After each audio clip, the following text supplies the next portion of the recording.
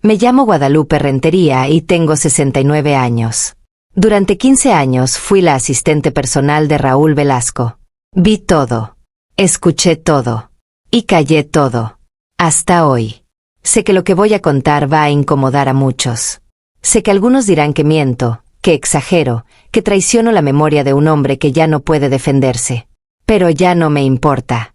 He cargado estos secretos durante 47 años y el peso se volvió insoportable.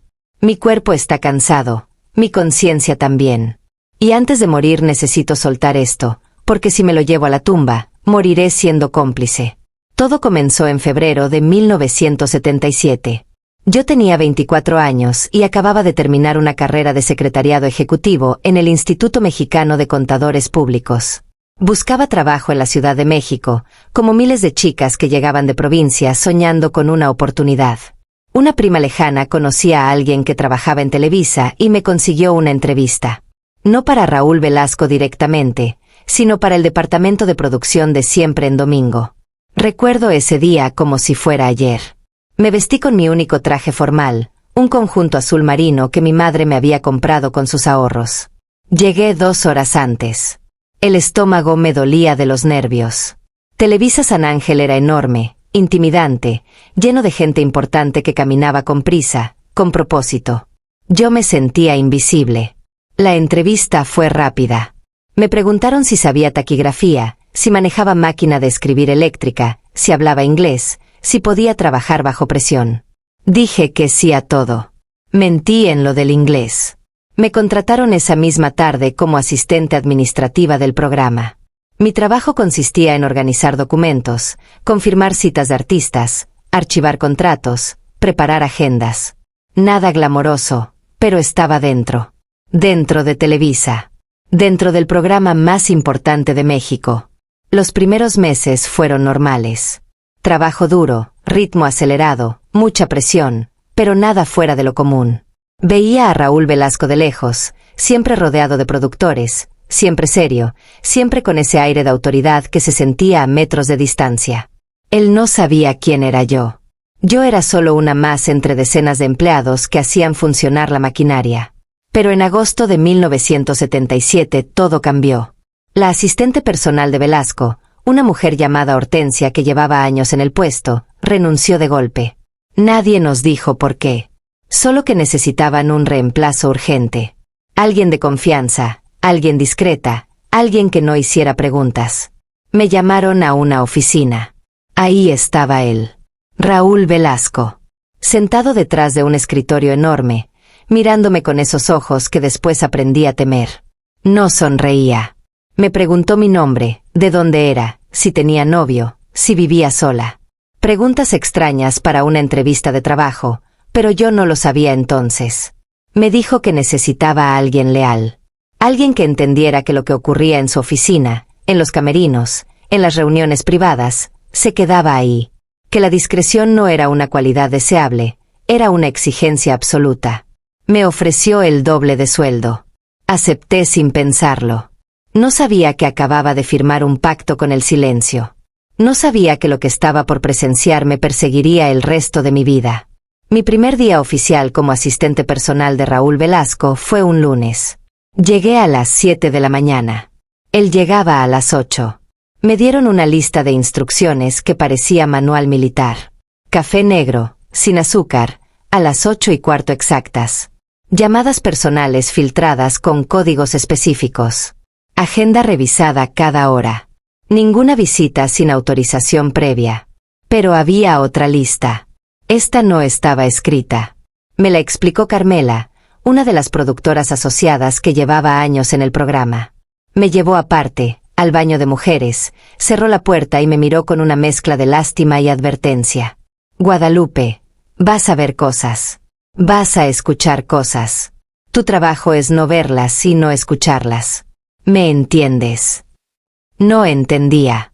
Todavía no. Pero asentí. Las primeras semanas todo parecía normal. Velasco era exigente, meticuloso, obsesivo con los detalles. Gritaba cuando algo salía mal. Nunca agradecía cuando salía bien. Trataba a la gente como piezas intercambiables. Yo pensaba que así eran todos los jefes importantes, que el poder te daba derecho a ser cruel. La primera señal de que esto era distinto llegó un jueves de septiembre. Velasco tenía una reunión programada con una cantante joven que buscaba entrar al programa. Se llamaba Patricia. Tenía 19 años, una voz preciosa y los ojos más asustados que he visto en mi vida. Llegó media hora antes, como le habían indicado. Yo la hice pasar a la sala de espera. Llevaba un vestido blanco, discreto, zapatos de tacón bajo. Venía acompañada de su representante, un hombre mayor que no dejaba de revisar documentos. Ella no hablaba, solo miraba el piso. Cuando Velasco salió de su oficina y la vio, algo cambió en su expresión. No fue una sonrisa exactamente. Fue algo peor. Una forma de mirar que desnudaba sin tocar. Le dijo al representante que esperara afuera. Que la reunión sería breve. Que él hablaría directamente con la artista para evaluar su potencial. El hombre dudó, pero obedeció. Nadie le decía que no a Raúl Velasco. Patricia entró a la oficina. La puerta se cerró. Yo seguí trabajando en mi escritorio afuera, organizando correspondencia, contestando teléfonos. Pasaron 15 minutos. Luego 30. Luego 45. Cuando la puerta se abrió, Patricia salió con el maquillaje corrido. No lloraba, pero era evidente que había llorado. Velasco salió detrás de ella, tranquilo, arreglándose la corbata. Le dijo que lo pensara bien. Que la oportunidad estaba ahí, pero que las oportunidades no esperaban. Que él tenía una lista larga de chicas que sí entendían cómo funcionaba la industria. Patricia se fue casi corriendo. Su representante la siguió confundido. Nunca regresó. Nunca salió en Siempre en Domingo. Y yo nunca pregunté qué había pasado en esa oficina. Porque ya lo sabía. Esa noche no pude dormir. Me quedé mirando el techo de mi cuarto pensando si debía renunciar. Pero renunciar significaba perder el mejor sueldo que había tenido en mi vida. Significaba regresar a provincia derrotada. Significaba admitir que no era suficientemente fuerte para este mundo. Así que hice lo que millones hacen cuando ven algo que no deberían. Me convencí de que había malinterpretado. De que no era mi problema. De que yo solo era una empleada siguiendo órdenes. Esa fue la primera vez que elegí el silencio. No sería la última. Con el tiempo aprendí a leer las señales. Había dos tipos de reuniones en la oficina de Raúl Velasco. Las reuniones normales, con productores, ejecutivos, patrocinadores, donde se hablaba de ratings, contratos, presupuestos. Y las otras reuniones. Las que siempre ocurrían después de las 6 de la tarde, cuando la mayoría del personal ya se había ido. Esas reuniones tenían un patrón. Siempre eran con mujeres jóvenes. Cantantes, bailarinas, actrices en ascenso, modelos que querían dar el salto a la conducción. Llegaban nerviosas, ilusionadas, con carpetas llenas de fotos y currículums que nadie revisaba. Y siempre llegaban acompañadas de un representante o un familiar que era apartado con alguna excusa. Es mejor que hable directamente con ella. Sin intermediarios se entiende mejor el talento. La frase se repetía tanto que se volvió protocolo. Y nadie cuestionaba. Porque cuestionar a Raúl Velasco era cuestionar a Televisa. Y cuestionar a Televisa era terminar tu carrera antes de empezarla. Mi trabajo en esas reuniones era simple. Asegurarme de que nadie interrumpiera. Contestar el teléfono si sonaba y decir que el señor Velasco estaba ocupado. Preparar café, agua, lo que hiciera falta. Y sobre todo, desaparecer cuando me lo indicara con una mirada. Hubo una tarde de octubre de 1978 que nunca olvidaré. Una chica llamada Mónica había llegado para una supuesta audición. Tenía 17 años. 17. Venía de Guadalajara con su madre, una señora humilde que había vendido su máquina de coser para pagar el viaje. La madre lloraba de emoción en la sala de espera. Me contaba que Mónica cantaba desde los 5 años, que era su sueño, que Dios los había bendecido con esta oportunidad. Velasco salió, saludó a la madre con esa sonrisa profesional que usaba para las cámaras. Le dijo que Mónica tenía mucho potencial, que solo necesitaban una prueba rápida de cámara en el estudio privado. Que ella podía esperarla ahí, que no tardarían más de 1 hora. La madre aceptó agradecida. Mónica entró siguiendo a Velasco.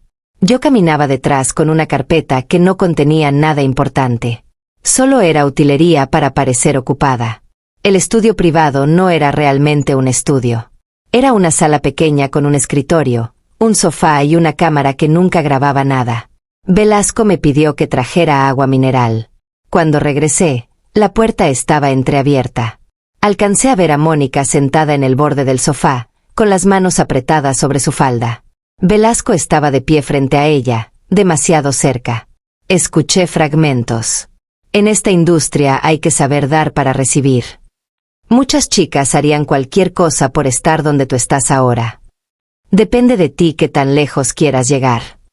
Dejé el agua afuera y me retiré. Media hora después, Mónica salió con los ojos rojos. No dijo nada. Su madre le preguntó cómo le había ido. Mónica solo dijo que le avisarían.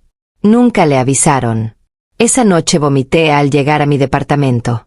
No por asco físico, sino por algo peor. Por darme cuenta de que yo era parte del mecanismo. Que mi silencio permitía que esto siguiera ocurriendo. Pero seguí yendo a trabajar. Seguí abriendo puertas. Seguí mintiendo a las madres que esperaban afuera. Para 1979 yo ya llevaba 2 años como asistente personal de Raúl Velasco. Había aprendido a funcionar en piloto automático. A no pensar demasiado. A concentrarme en las tareas mecánicas. Contestar teléfonos, organizar agendas, archivar documentos. Cualquier cosa con tal de no enfrentar lo que estaba viendo. Pero había algo que no podía ignorar porque estaba escrito. Un cuaderno de pasta dura color vino que Velasco guardaba en el cajón superior derecho de su escritorio. No tenía título. No tenía etiqueta. Solo estaba ahí, y yo tenía que actualizarlo cada semana. La primera vez que me pidió que lo hiciera, no entendí qué era. Abrí el cuaderno y encontré nombres. Decenas de nombres de mujeres escritos en columnas. Al lado de cada nombre había anotaciones. Edad, ciudad de origen, características físicas, teléfono, representante. Y algo más. Una calificación del 1 al 10. Y comentarios breves. Dócil. Difícil. Rechazó. Accedió. Pendiente. Me quedé paralizada mirando esas páginas. Era un inventario. Un catálogo humano donde mujeres eran clasificadas como productos en un almacén. Algunas tenían una estrella dibujada al lado. Otras una cruz. Nunca me atreví a preguntar qué significaban esos símbolos, pero lo intuía. La estrella era para las que aceptaron. La cruz para las que se negaron. Y junto a las que tenían cruz, tarde o temprano aparecía otra anotación. Vetada. No regresa. Cancelada. Mi trabajo era simple. Cada vez que una artista nueva tenía reunión con Velasco, yo debía agregar su nombre al cuaderno después. Él me dictaba los datos. Yo escribía sin levantar la mirada. Sin hacer preguntas. Sin permitirme pensar en que cada línea que escribía era otra vida marcada. Había nombres que reconocía. Cantantes que después se hicieron famosas y cuyos nombres aparecían con estrellas. Y había docenas, tal vez cientos, que nunca escuché de nuevo. Que desaparecieron de la industria antes de empezar. Que regresaron a sus pueblos cargando una humillación que nunca podrían contar. Pero el cuaderno no era solo para Velasco. Esa fue la parte que me heló la sangre cuando lo descubrí. Una tarde de marzo, escuché una conversación telefónica. Velasco hablaba con alguien que claramente tenía poder. No mencionó nombres, pero el tono era de igual a igual. Algo que rara vez usaba. Tengo a alguien que te puede interesar. 23 años, bailarina, nueva en la ciudad. Sí, de las que entienden cómo funciona esto. Te mando los datos. Colgó y me llamó. Me pidió que sacara una fotocopia de una página específica del cuaderno. La página de una chica llamada Adriana que había estado en la oficina 2 días antes. Recuerdo su cara. Recuerdo que temblaba cuando Velasco le explicó que en Televisa las puertas se abrían para quienes sabían ser flexibles. Hice la fotocopia. La metí en un sobremanila. Velasco escribió una dirección a mano. No era de Televisa. Era una dirección residencial en Las Lomas. Mándalo por mensajería privada. Hoy mismo. Lo mandé. No sé qué pasó con Adriana. Solo sé que 3 semanas después apareció en Siempre en Domingo como bailarina de fondo.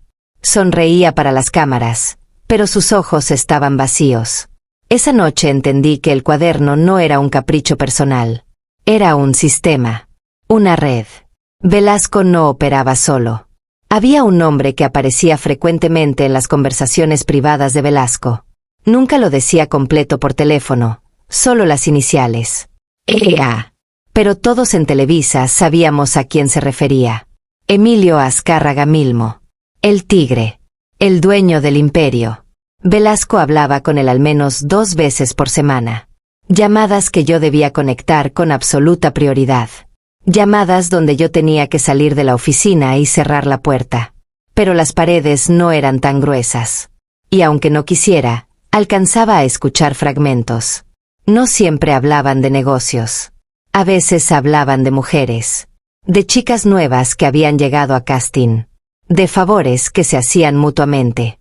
De reuniones privadas en residencias, en yates, en lugares donde las cámaras no llegaban y las preguntas no existían. Una vez escuché a Velasco reírse y decir, ya sabes cómo es esto, Emilio. Ellas quieren fama, nosotros queremos compañía. Es un intercambio justo. La palabra intercambio se me quedó grabada. Como si el cuerpo de una mujer fuera moneda. Como si su dignidad tuviera un precio de mercado establecido. Y lo peor es que para ellos, realmente lo tenía. En mayo de 1980 hubo una fiesta en la residencia de Azcárraga en Acapulco. No era una fiesta oficial de Televisa. Era privada.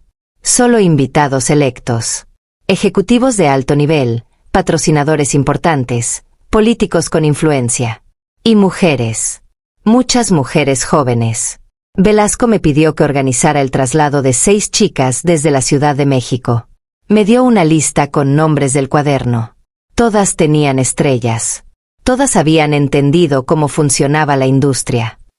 Les dije que era una oportunidad para networking, para conocer gente importante, para abrirse puertas. Mentí con una facilidad que todavía me avergüenza. Las chicas viajaron en una camioneta privada.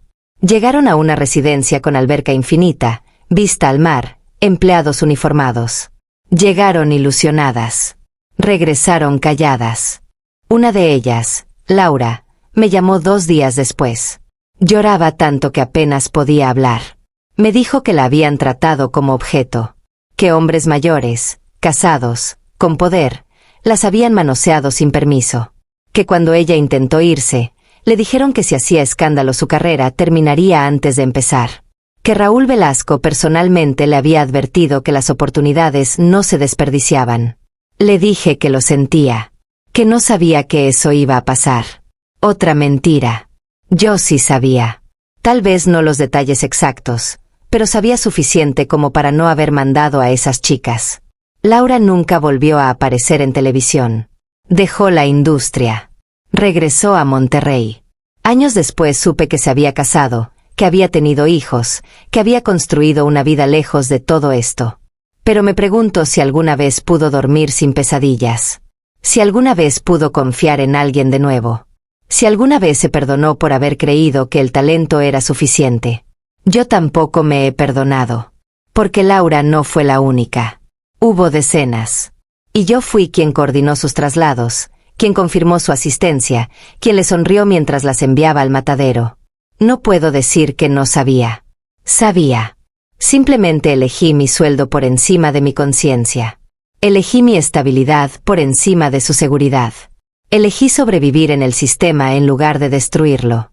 Esa es la verdad más difícil de admitir. Que no fui solo testigo. Fui cómplice. En 1982 conocí a una chica que se atrevió a decir que no. Se llamaba Fernanda.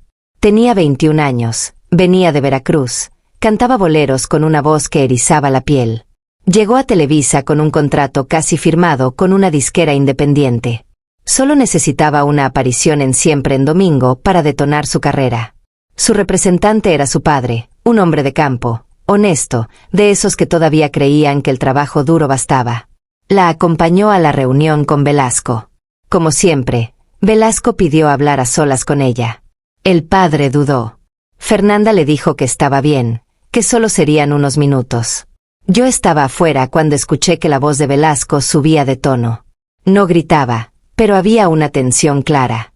Luego la puerta se abrió de golpe. Fernanda salió con la cara roja, los puños apretados. Su padre se levantó alarmado. «Vámonos, papá.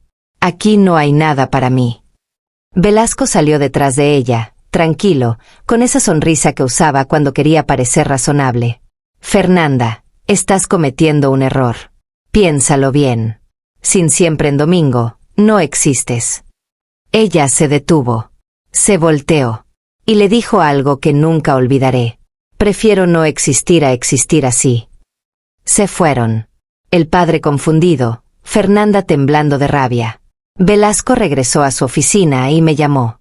Me dictó una nota para archivo. Fernanda Salazar. Vetada. Actitud inapropiada. No contratar bajo ninguna circunstancia.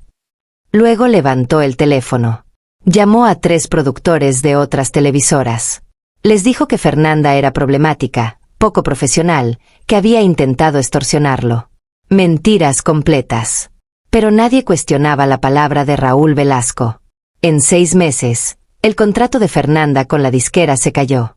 Las puertas se cerraron. Los contactos dejaron de contestar. Su carrera terminó antes de empezar. Y todo porque se atrevió a decir no. Intenté encontrarla años después. Necesitaba disculparme, aunque sabía que no tenía perdón. Supe que se había regresado a Veracruz, que trabajaba en una escuela de música enseñando a niños, que nunca volvió a intentar cantar profesionalmente. Destruyeron su sueño porque no se sometió. Y yo estuve ahí, tomando notas, haciendo llamadas, archivando su sentencia. Pero Fernanda no fue la única valiente. Hubo otras. Pocas, pero las hubo. Mujeres que prefirieron la invisibilidad a la humillación. Y todas pagaron el mismo precio. El veto silencioso. La muerte profesional sin juicio, sin explicación, sin derecho a réplica. Velasco operaba con una lógica simple. Si no puedo tenerte, nadie te tendrá. Y el sistema lo respaldaba porque el sistema se beneficiaba de mantener a las mujeres asustadas, dóciles, agradecidas por las migajas. Trabajar para Raúl Velasco significaba vivir con miedo constante. No solo el miedo de las artistas, sino mi propio miedo.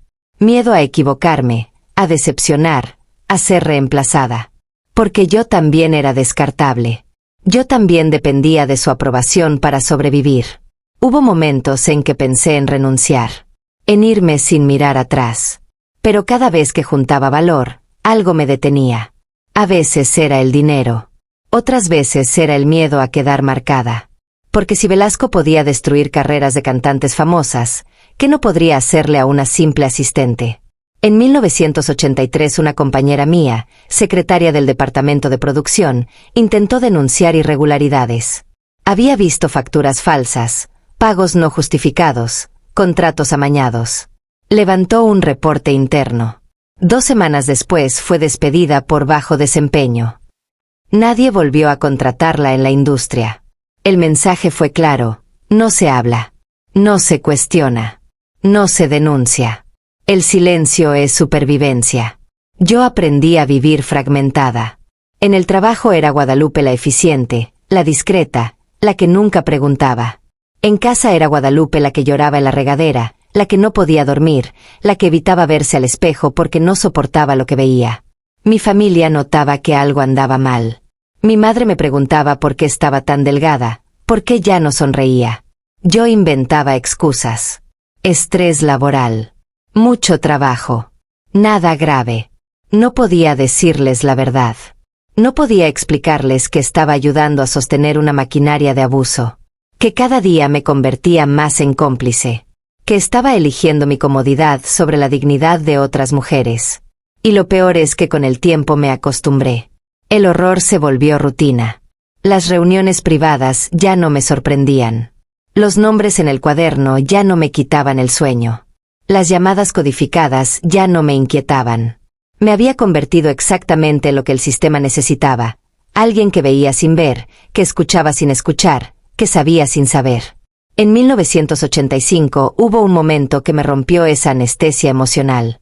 Una chica de 18 años, llamada Rocío, llegó para una audición. Era de Oaxaca, había viajado sola, traía sus ahorros de 2 años trabajando en una fábrica textil. Soñaba con ser cantante desde niña. Velasco la recibió. La reunión duró más de 1 hora. Cuando salió, Rocío estaba llorando. No de tristeza, de humillación. Velasco le había dicho que tenía talento, pero que su físico no era televisivo. Que estaba pasadita de peso. Que si bajaba 15 kilos tal vez, solo tal vez, podría darle una oportunidad. Rocío se fue destruida. Yo la alcancé en el elevador. Le dije que no hiciera caso, que ella era hermosa, que su voz era increíble. Me miró con ojos vacíos y me dijo, si él dice que no sirvo, entonces no sirvo. Se regresó a Oaxaca. Supe después que dejó de comer. Desarrolló anorexia. Estuvo hospitalizada. Sobrevivió, pero nunca volvió a cantar. Una sola frase de Raúl Velasco destruyó su autoestima tanto que casi la mata. En 1987, después de 10 años trabajando para Raúl Velasco, yo ya no era la chica ingenua que llegó soñando con una oportunidad. Me había convertido en algo peor, en alguien que sabía exactamente lo que estaba pasando y elegía permitirlo. El cuaderno vino ya tenía más de 200 nombres. Yo los había escrito casi todos. Conocía las historias detrás de cada uno. Sabía cuáles habían aceptado, cuáles se habían negado, cuáles habían desaparecido después. Velasco confiaba en mí porque yo nunca preguntaba, nunca juzgaba, nunca amenazaba con hablar.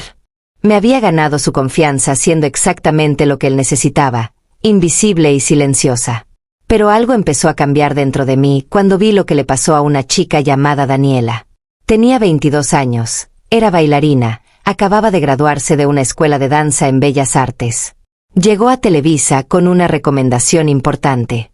Velasco la vio y de inmediato la marcó como prioritaria en el cuaderno. La primera reunión pareció normal. Velasco le ofreció un lugar fijo en el cuerpo de baile de Siempre en Domingo. Buen sueldo, exposición, oportunidad de crecer. Daniela aceptó feliz. Firmó contrato. Todo parecía legítimo. Pero 2 semanas después, Velasco me llamó. Necesito que le digas a Daniela que venga a una reunión especial el viernes. A las 8 de la noche. Aquí en la oficina. Le pregunté si debía avisarle de qué se trataba. Me miró con esa expresión que ya conocía. Dile que es para discutir su desarrollo artístico. Llamé a Daniela. Le di el mensaje. Ella llegó puntual el viernes, vestida profesional, con una libreta para tomar notas. Pensaba que era una junta de trabajo real. Yo me quedé afuera. Media hora después escuché voces elevadas. Luego silencio. Luego la puerta se abrió. Daniela salió corriendo, con la blusa mal abrochada, descalza, cargando sus zapatos. Pasó junto a mí sin mirarme. Escuché que sollozaba mientras corría por el pasillo. Velasco salió tranquilo. Se arregló el cabello frente al espejo. Me miró y dijo, cancela su contrato. No funcionó. ¿Qué pasó?, me atreví a preguntar. No es asunto tuyo, Guadalupe. Haz lo que te digo. Al día siguiente llamé a Recursos Humanos. Dicté la instrucción. Contrato cancelado.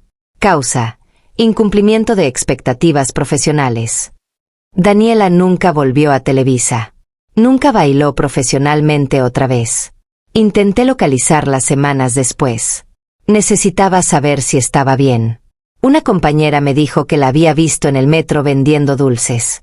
Que parecía ida. Que había perdido peso. Que sus ojos ya no tenían luz. Esa noche llegué a mi casa y me vi al espejo. Realmente me vi. Y no reconocí a la mujer que me devolvía la mirada. ¿En qué me había convertido?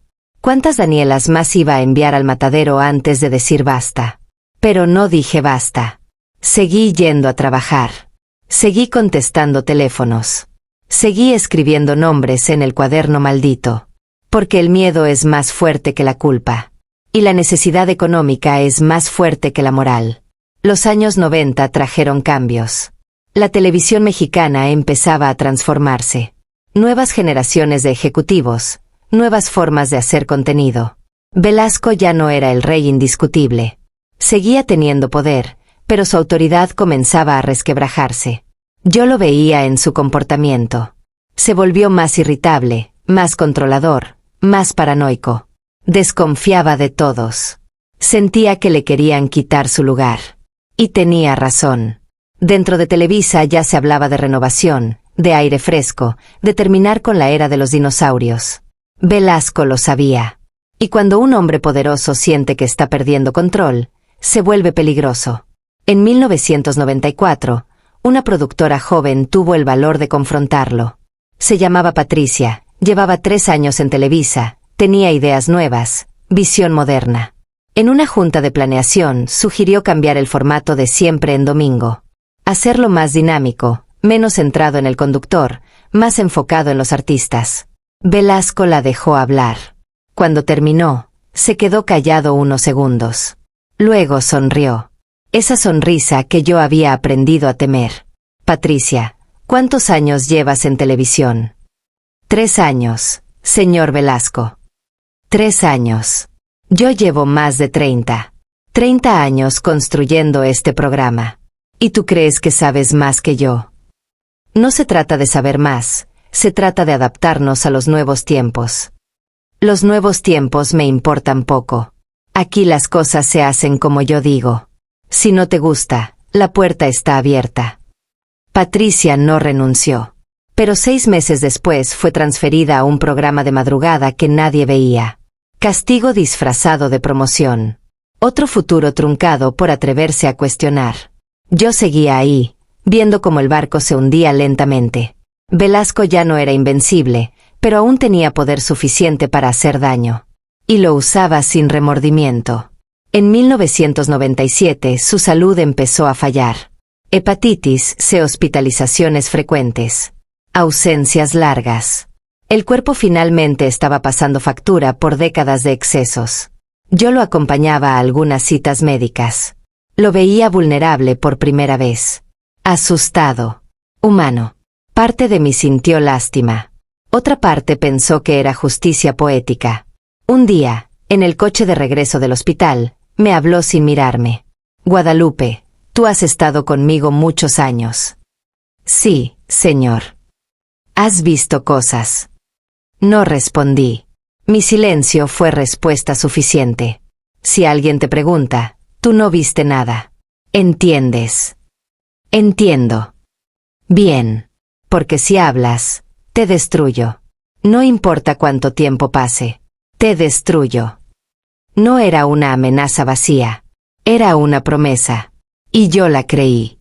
En abril de 1998, Siempre en Domingo fue cancelado. Velasco perdió su trono. Yo perdí mi trabajo. 30 años de programa terminaron sin ceremonia. Me liquidaron correctamente. Me dieron una carta de recomendación genérica. Me dijeron que habían sido años maravillosos. Mentiras educadas para cerrar un capítulo. Busqué trabajo en otros lados. Nadie me contrataba. Mi currículum estaba manchado. Haber trabajado para Velasco era un estigma. La industria sabía. No todo, pero suficiente. Terminé trabajando como secretaria en un despacho contable. Menos de la mitad del sueldo. Sin prestigio. Sin futuro. Velasco siguió enfermo. Su imagen pública se desgastaba. Los medios empezaban a hablar de su carácter difícil, de su estilo autoritario. Yo guardé silencio. Como siempre. El 26 de noviembre de 2006 me enteré por la televisión. Raúl Velasco había muerto. Tenía 73 años. Los noticieros hablaban de su legado, de su importancia, de cómo había transformado la televisión mexicana. Homenajes, clips nostálgicos, entrevistas con artistas agradecidos. Yo estaba en mi departamento, sola, viendo las noticias. Y no sentí nada. Ni tristeza, ni alivio, ni satisfacción. Solo un vacío profundo. Pensé en todas las mujeres cuyos nombres escribí en ese cuaderno. En todas las que envié a reuniones de las que regresaban rotas. En todas las carreras que vi destruirse por un capricho, por una negativa, por un cuerpo que no cumplía el estándar arbitrario de un hombre que se creía dueño de destinos. Pensé en Mónica, en Laura, en Fernanda, en Rocío, en Daniela. En las cientos que ni siquiera recuerdo sus nombres porque se convirtieron en datos en un cuaderno maldito. Y pensé en mí. En la Guadalupe de 24 años que entró a Televisa con ilusión. Y en la mujer de 53 años que salió con las manos manchadas de complicidad. Durante años después de su muerte, guardé silencio. Seguí viviendo como si nada. Trabajé, me jubilé, envejecí. Nadie me preguntó nunca qué había visto. Nadie quería saber realmente. Pero el tiempo no borra la culpa. La acumula.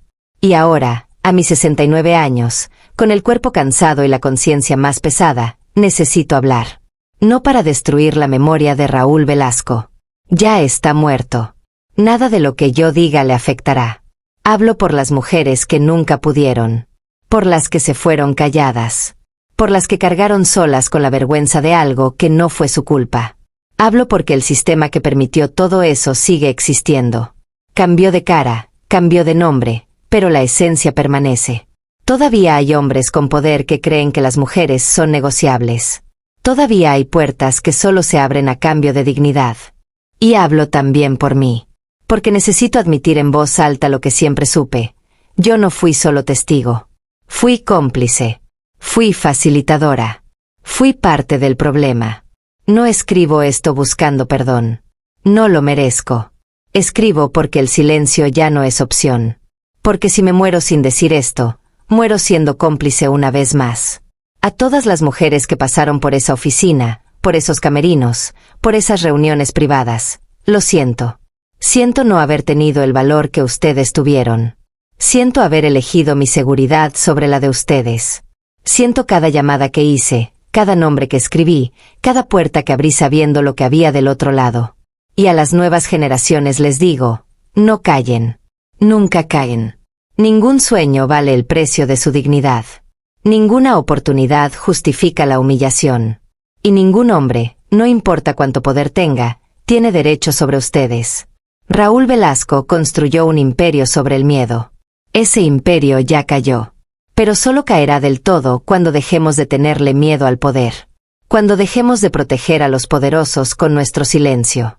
Esta es mi confesión. Tarde, incompleta, insuficiente. Pero es lo único que me queda por dar. Mi nombre es Guadalupe Rentería. Tengo 69 años. Y ya no voy a callar. Después de hablar de las víctimas directas, necesito hablar de algo que pocos conocen. El círculo interno. Los otros hombres que sabían. Los que se beneficiaban. Los que callaban. Porque Raúl Velasco no operaba en el vacío. Tenía cómplices con nombre y apellido. Había productores que veían todo y miraban para otro lado. Ejecutivos que firmaban los contratos de las chicas, sabiendo perfectamente qué implicaban. Representantes que entregaban a sus propias artistas a cambio de favores, de contratos mejores, de acceso privilegiado. Recuerdo a un representante en particular. Se llamaba Rodrigo. Manejaba a 3 cantantes jóvenes prometedoras. Las 3 pasaron por la oficina de Velasco. Las 3 salieron diferentes. Una dejó la industria. Otra desarrolló problemas con el alcohol. La tercera se hizo famosa, pero sus ojos nunca volvieron a brillar como cuando llegó. Rodrigo lo sabía. Lo permitía. Porque cada vez que una de sus chicas accedía, él conseguía mejores horarios en el programa, más presupuesto para producción, contactos más importantes. Una vez lo escuché hablando por teléfono con Velasco, riéndose. Ya hablé con Mariana. Está lista para la reunión del jueves. Es joven, pero entiende cómo son las cosas. Mariana tenía 19 años. También estaban los fotógrafos oficiales del programa. Ellos tomaban las fotos para los archivos, para la promoción. Pero también tomaban otro tipo de fotos. Las que nunca se publicaban. Las que se guardaban en sobres privados y se compartían entre el círculo íntimo. Había un fotógrafo, Enrique, que llevaba años en Televisa. Era amable, simpático, te hacía sentir cómoda frente a la cámara. Pero yo sabía que en su estudio privado tenía un archivo completo de fotografías comprometedoras. Chicas en situaciones vulnerables. Imágenes que se usaban como presión, como chantaje silencioso. Si hablas, estas fotos salen. No era una amenaza explícita. Era una implicación. Y funcionaba. Y luego estaban los guardias de seguridad. Los que controlaban quién entraba y quién salía de ciertas áreas. Los que hacían la vista gorda cuando Velasco se quedaba hasta tarde con alguna chica. Los que escoltaban a mujeres llorando hasta la salida y les decían que se calmaran, que no hicieran escándalo, que pensaran en su futuro. Uno de esos guardias, don Miguel, llevaba más de 20 años en Televisa. Era un hombre mayor, de aspecto bonachón. Pero yo lo vi intimidar a chicas que querían irse de reuniones. Lo vi bloquear puertas. Lo vi amenazar con complicaciones si alguien intentaba reportar algo. Todos eran piezas del mismo sistema. Todos sabían. Todos participaban. Algunos activamente, otros pasivamente. Pero nadie era inocente. Lo más perturbador era la normalización. En las juntas de producción se hablaba abiertamente de las chicas disponibles, como si fueran parte del inventario del programa. Se hacían comentarios sobre cuerpos, sobre disposición, sobre quién era fácil y quién difícil. Y todos reían. Yo incluida. Porque reír era sobrevivir. Mostrar incomodidad era marcarte como problemática. Hubo mujeres que lograron triunfar dentro del sistema. Que se volvieron famosas, exitosas, ricas. Y a ellas la señalan como prueba de que todo era exageración, de que no era tan malo, de que quien se quejaba simplemente no tenía talento suficiente. Pero lo que no se dice es el precio que esas mujeres pagaron. El costo emocional, psicológico, espiritual de haber tenido que ceder para avanzar. Conocí a algunas. Mujeres cuyos nombres todos reconocerían. No las voy a nombrar porque ellas merecen decidir si hablan o no. Pero vi sus caras después de las reuniones con Velasco. Vi cómo llegaban brillantes y salían opacas. Vi cómo aprendieron a disociar, a separar su persona de su cuerpo, a sonreír para las cámaras mientras por dentro se desmoronaban. Una de ellas, una cantante que se volvió estrella internacional, me dijo años después en un encuentro casual: Guadalupe, yo pagué mi éxito con pedazos de mi alma. Y no sé si valió la pena. Otra me confesó que nunca pudo tener una relación sana con un hombre. Que cada vez que alguien la tocaba, revivía esas oficinas, esos camerinos, esas reuniones donde su cuerpo no le pertenecía. El éxito no borra el trauma. El dinero no cura las heridas. La fama no devuelve la dignidad. Y lo más cruel es que el sistema las usó como ejemplo. Mira a fulana, ella lo logró. Si tú no puedes, es porque no tienes lo necesario. Como si el abuso fuera una prueba de resistencia. Como si someterse fuera mérito. También hubo hombres artistas que sabían. Cantantes famosos que veían lo que pasaba y no decían nada. Algunos porque les convenía mantener buena relación con Velasco. Otros porque simplemente no les importaba. No eran sus hijas, no eran sus hermanas, entonces no era su problema. Hubo excepciones. Pocos, pero los hubo. Artistas que se negaron a participar en las fiestas privadas, que rechazaron invitaciones sospechosas, que trataron de advertir a las chicas jóvenes. Pero sus voces se perdían en el ruido del sistema. Recuerdo a un cantante, ya mayor, de esos que ya no necesitaban a Velasco para nada. Un día me encontró llorando en el baño.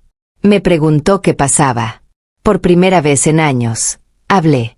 No di detalles, pero dije suficiente. Me miró con tristeza y me dijo: Guadalupe, este lugar es un pozo. Y mientras sigas aquí, te seguirás hundiendo. Sal antes de que sea demasiado tarde. No le hice caso. Porque salir significaba perder todo. Y yo ya había invertido demasiados años, demasiada complicidad, demasiada culpa como para irme. Esa es otra trampa del sistema. Te atrapa no solo con amenazas, sino con tu propia inversión. Con los años que dedicaste. Con las cosas que hiciste y que ya no puedes deshacer. Con la culpa que se vuelve cadena. Te dices a ti misma: ya llegué hasta aquí. Ya hice todo esto.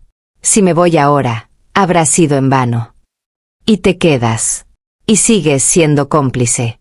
Y la culpa crece. Hay un episodio que me persigue especialmente. Ocurrió en 1991. Una chica de 16 años llegó con su madre para una audición. Se llamaba Alejandra. Cantaba música regional. Tenía una voz potente, madura para su edad. La madre era una mujer protectora, de esas que no sueltan a sus hijas ni un segundo. Acompañó a Alejandra hasta la puerta de la oficina de Velasco. Cuando él pidió hablar a solas con la chica, la madre se negó. Mi hija es menor de edad. Donde ella vaya, voy yo. Velasco intentó persuadirla con amabilidad. Luego con firmeza. Finalmente con advertencia velada.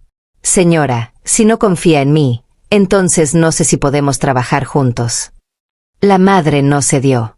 Entonces no trabajamos juntos. Vámonos. Alejandra.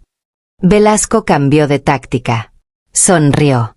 Está bien, está bien. Qué madre tan dedicada. Pasen las dos. Entraron. La reunión duró 15 minutos. Salieron juntas.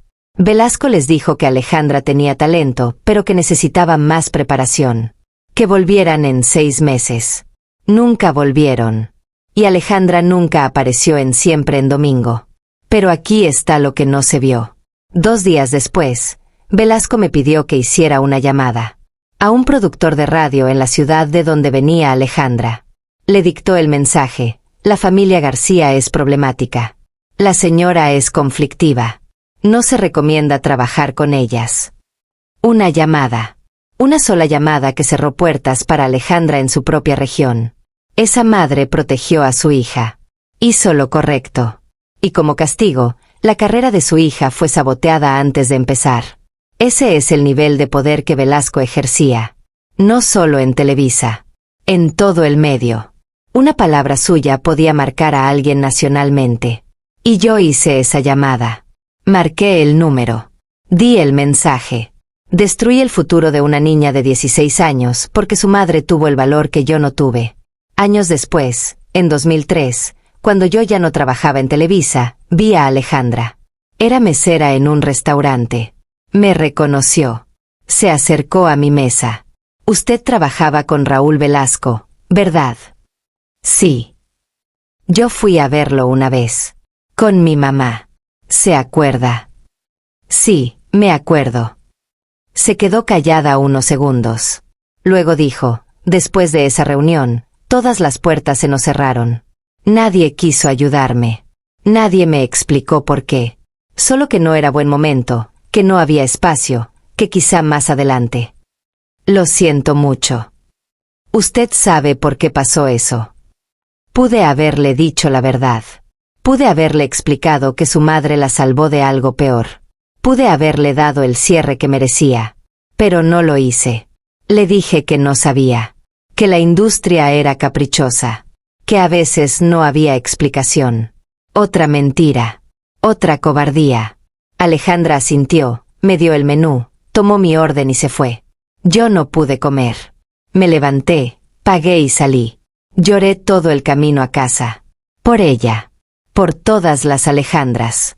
Por todas las madres que intentaron proteger y fueron castigadas por ello. Pero sobre todo lloré por mí. Porque incluso fuera del sistema, incluso sin nada que perder, seguía eligiendo el silencio. Cuando Velasco enfermó gravemente en los últimos años de su vida, algo cambió. El hombre que había sido implacable, que nunca mostraba debilidad, de pronto era vulnerable. Y en esa vulnerabilidad se reveló algo perturbador. No había arrepentimiento.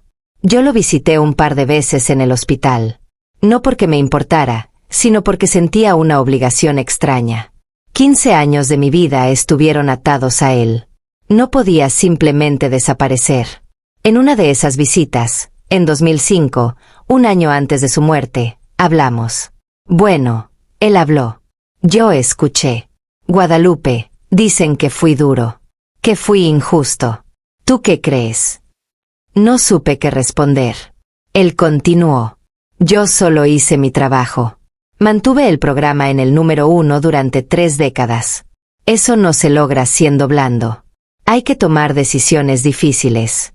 Hay que ser firme. Noté que no mencionaba a las mujeres. No mencionaba las reuniones privadas. No mencionaba el cuaderno.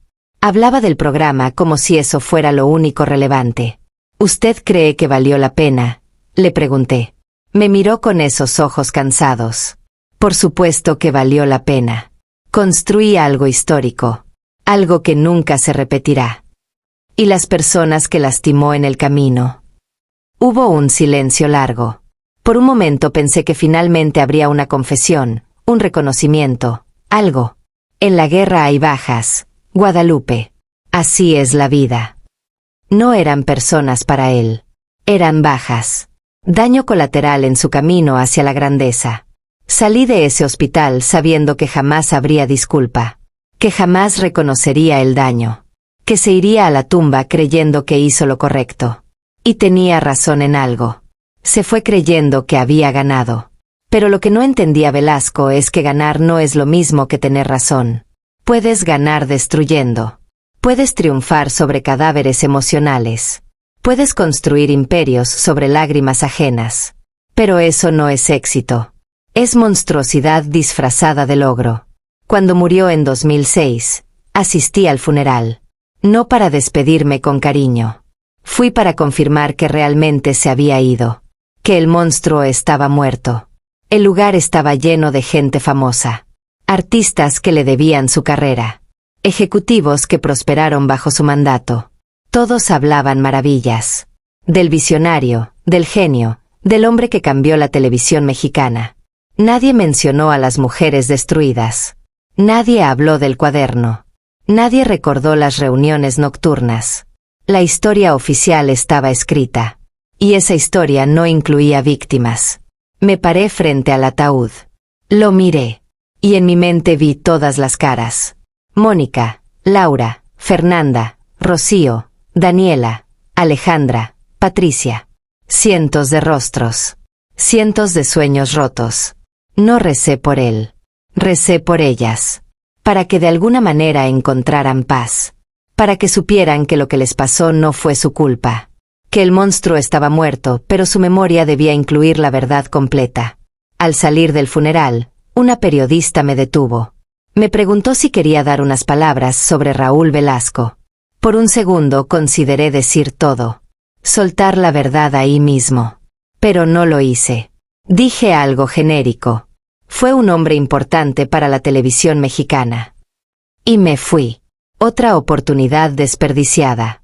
Otro momento de cobardía.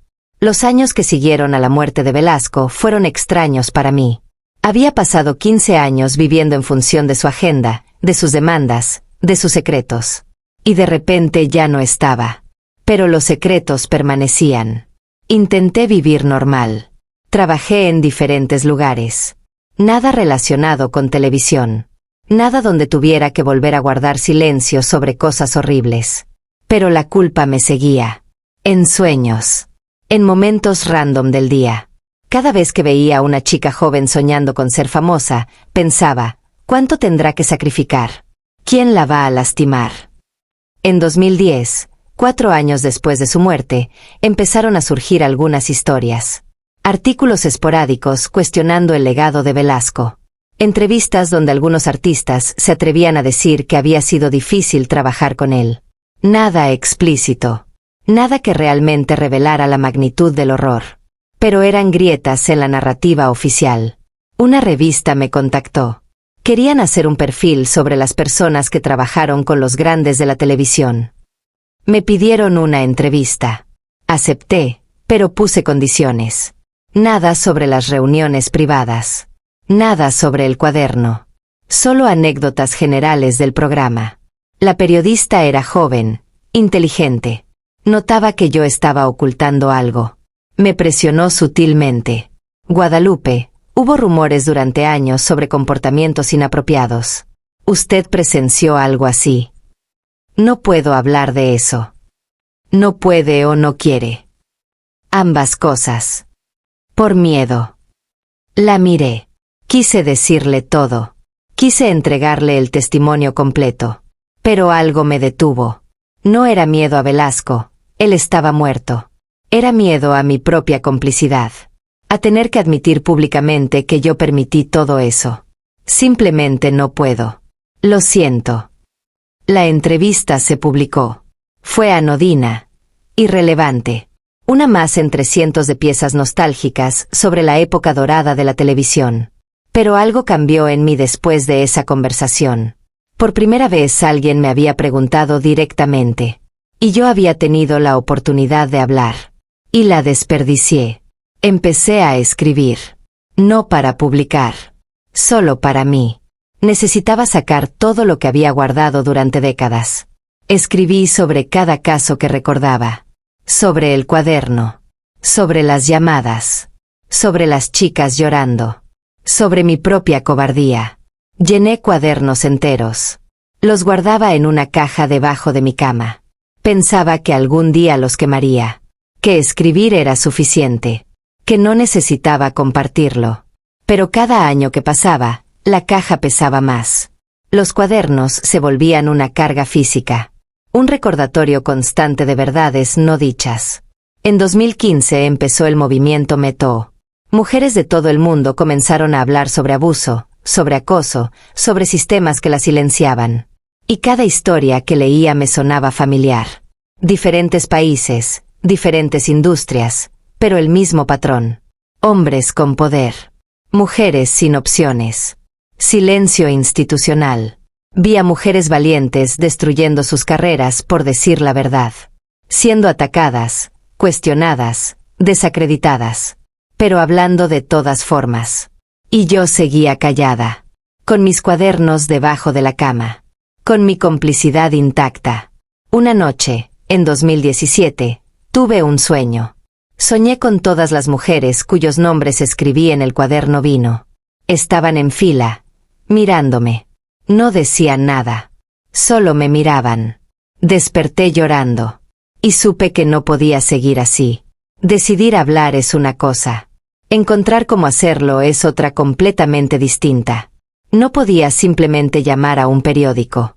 No tenía pruebas físicas.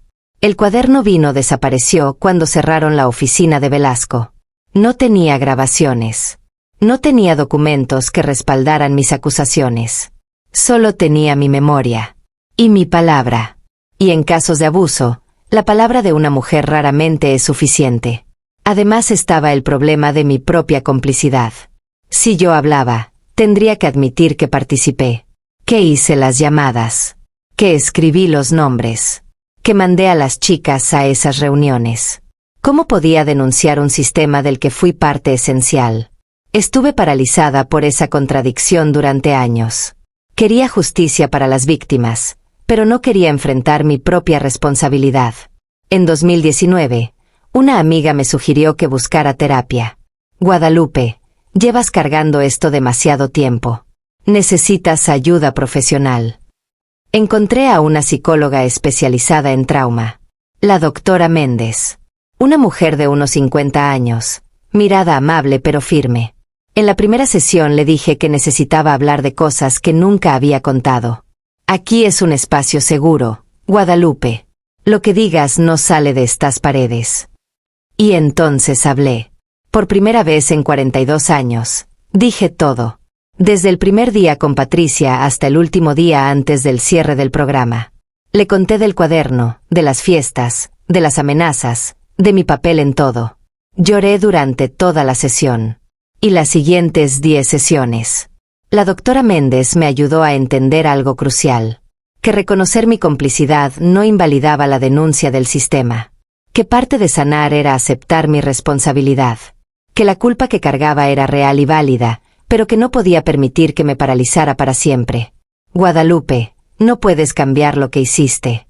Pero puedes cambiar lo que haces ahora. Puedes elegir hablar, sabiendo que será doloroso, sabiendo que serás juzgada, pero sabiendo también que es lo correcto. Me tomó 2 años más de terapia llegar al punto donde sentí que podía hacerlo.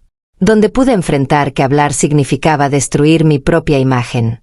Admitir que no fui solo víctima del sistema, sino también perpetradora. En 2021 contacté a una periodista de investigación. Se llama Andrea Solís. Había hecho reportajes importantes sobre abuso en diferentes industrias.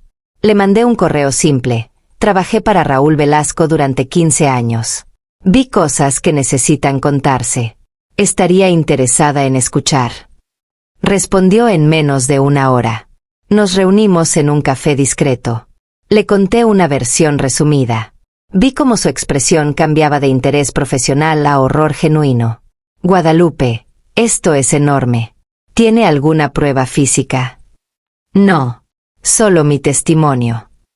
¿Hay otras personas que puedan corroborar? Probablemente, pero dudo que hablen. ¿Tienen miedo? ¿O están implicados? ¿Usted está dispuesta a dar su nombre? ¿A aparecer públicamente? Esa fue la pregunta que cambió todo. Porque una cosa es hablar en privado, en terapia, en un café. Otra es poner tu cara, tu nombre, tu vida en un artículo que millones leerán. Puedo pensarlo. Por supuesto. Pero Guadalupe, sin su nombre, sin su cara, el impacto será mínimo. Los testimonios anónimos son fáciles de desestimar. Tenía razón. Yo lo sabía. Me fui de ese café sabiendo que estaba en un punto sin retorno. O daba el salto completo, o me quedaba callada para siempre. Pasé 2 meses considerando si dar mi nombre o no, 2 meses donde cada noche me acostaba con la misma pregunta: ¿estoy lista para las consecuencias? Porque hablar públicamente significaba destruir la imagen que mi familia tenía de mí. Mi sobrina me admiraba por haber trabajado en Televisa, por haber estado cerca de la fama. ¿Cómo le iba a explicar que en realidad había sido cómplice de abusos? Significaba también exponerme a ataques. A que me llamaran mentirosa, resentida, buscadora de atención. Velasco tenía fans leales que lo defendían incluso muerto. Iban a destruirme en redes sociales. Iban a cuestionar cada palabra. Y significaba aceptar que nunca más podría verme como víctima inocente. Tendría que cargar públicamente con el título de cómplice. Pero cada vez que dudaba, pensaba en Mónica, de 17 años, saliendo de esa oficina con los ojos rojos. Pensaba en Daniela corriendo descalza por el pasillo. Pensaba en Alejandra, que a los 16 años perdió su sueño porque su madre la protegió. Pensaba en todas las que nunca tuvieron voz. Y me daba cuenta de que yo sí tenía voz. Y que desperdiciarla era otro acto de cobardía. En abril de 2022 le dije a Andrea Solís que sí. Que daría mi nombre completo. Que aceptaría ser fotografiada. Que hablaría con todos los detalles que recordara. Empezamos el proceso de verificación. Andrea contactó a otras personas que trabajaron en Siempre en Domingo en esos años. Algunos hablaron off the record. Otros confirmaron partes de mi historia sin dar sus nombres. Nadie quiso aparecer públicamente conmigo. Entendí por qué. Yo tenía 69 años, jubilada, sin carrera que proteger. Ellos todavía tenían trabajos, familias, reputaciones. El miedo sigue siendo poderoso. Andrea también intentó localizar a algunas de las mujeres que yo mencioné. Algunas habían cambiado de nombre. Otras simplemente desaparecieron del mapa. Una había muerto. 2 se negaron rotundamente a hablar. Eso quedó en el pasado. No quiero revivirlo. Respeté su decisión, aunque me partió el corazón. Porque su silencio también es válido. Ellas sobrevivieron como pudieron.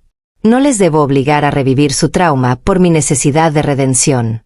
El artículo se publicó en septiembre de 2022. 5 páginas completas en una revista de investigación. Mi foto en la portada. Mi nombre completo. Mi historia detallada. El título decía: Yo fui cómplice, la confesión de la asistente de Raúl Velasco. La respuesta fue mixta. Algunos me apoyaron. Dijeron que era valiente, que era necesario hablar, que gracias por romper el silencio. Recibí mensajes de mujeres que habían vivido situaciones similares en otras industrias. Pero también recibí odio. Mucho odio. Me llamaron traidora, mentirosa, resentida. Dijeron que inventaba todo por dinero, por fama, por resentimiento. Fans de Velasco me atacaron brutalmente en redes sociales. Lo más doloroso fueron los comentarios cuestionando por qué hablaba hasta ahora. ¿Por qué no denunció cuando pasó? ¿Por qué esperó hasta que él estuviera muerto? ¿Por qué no renunció si era tan horrible? Preguntas que yo me había hecho 1000 veces. Preguntas sin respuestas simples. Después de la publicación del artículo, mi vida cambió completamente. Mi familia se dividió. Algunos me apoyaron incondicionalmente. Mi hermana menor me llamó llorando. Guadalupe, qué valiente fuiste. No puedo imaginar lo que cargaste todos estos años. Pero otros me dieron la espalda. Una sobrina dejó de hablarme. Me dijo que había manchado el apellido familiar, que cómo me atrevía a decir esas cosas de un hombre que ya no podía defenderse. Un primo me envió un mensaje furioso. Él había trabajado en Televisa años después y consideraba a Velasco un héroe. Eres una malagradecida. Ese hombre te dio trabajo y así le pagas. No le respondí. No tenía caso. Algunas personas nunca entenderán porque no quieren entender. Lo más difícil fue enfrentar a las pocas amigas que me quedaban de esa época. Una de ellas, Carmen, también había trabajado en el programa. Me citó para tomar café. Pensé que me iba a apoyar. En cambio me reclamó.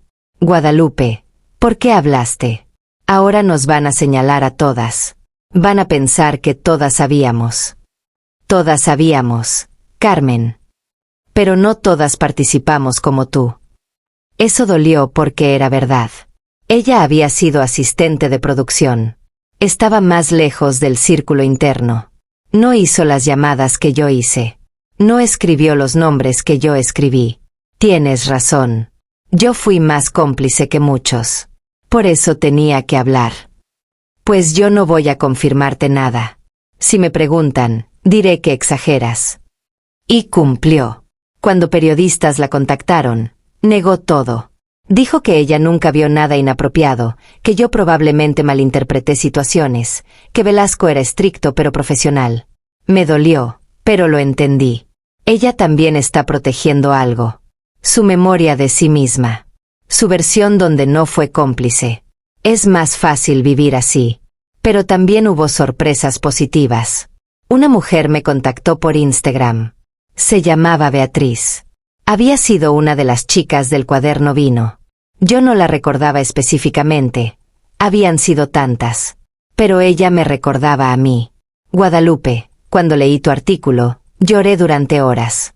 No porque me trajera malos recuerdos, sino porque finalmente alguien estaba diciendo la verdad. Yo pasé por esa oficina en 1985. Tenía 20 años. Velasco me dijo exactamente lo que describes. Que tenía que ser flexible. Que las oportunidades tenían precio. Yo no acepté. Y mi carrera terminó antes de empezar. Lo siento muchísimo, Beatriz. No tienes que disculparte. Tú también eras víctima del sistema. Gracias por hablar. Gracias por darme validación después de tantos años. Esa conversación me dio fuerzas. Porque aunque muchos me atacaran, aunque mi familia se fracturara, había logrado algo importante. Darle voz a alguien que no la tenía. Confirmarle a Beatriz que no había estado loca, que no había exagerado, que sí había pasado. Otras mujeres empezaron a contactarme.